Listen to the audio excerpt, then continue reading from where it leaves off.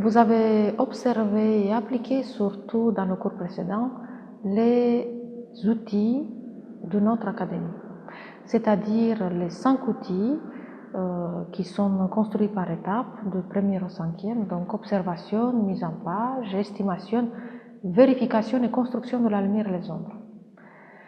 Entre ce que j'imagine et ce que je vois, c'est vrai que parfois ça fait de certaines distances.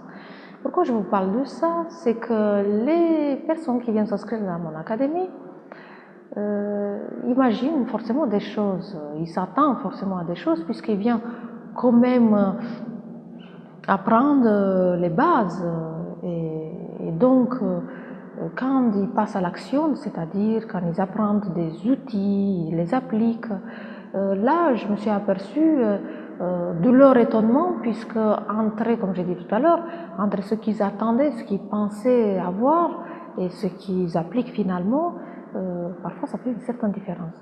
Alors le problème c'est pas la différence, c'est comment nous, c'est-à-dire vous et moi, on arrive à jonctionner de manière confortable cette pédagogie. Alors, je tiens à insister sur un point qui est très important, c'est que, par exemple, je voudrais que vous imaginez un designer qui va construire un moteur de voiture. Il ne peut pas construire un moteur de voiture s'il n'a pas compris comment ça marche. Donc vraiment, on a besoin d'une structure et moi je procède pareil. C'est-à-dire la technique pour nous, c'est pas forcément tenir le crayon et se tenir droit, avoir des postures bien précises, mais c'est d'avoir des outils concrets qui sont basés sur le non-jugement. Voilà. C'est-à-dire, on n'interprète pas, on ne juge pas et on n'amène pas un goût personnel. Donc, ce qu'on appelle des outils concrets. Voilà ce que vous avez eu le cours précédent quand je vous avais expliqué les 5 étapes. Alors, comment on va procéder pour l'exercice suivant? On va rester toujours sur des formats A4. Mais observez-vous que c'est pour là, quand même, je vous dévoile une planche. Voilà. Une planche format raisin.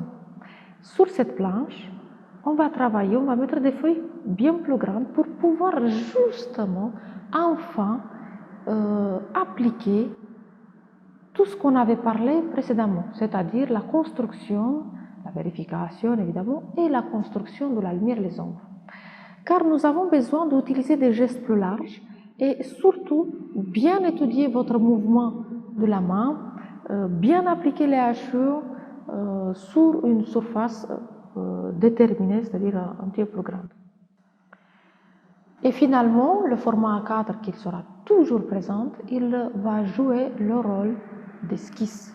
C'est-à-dire, on va faire tout le temps des esquisses avant de démarrer sur un grand format.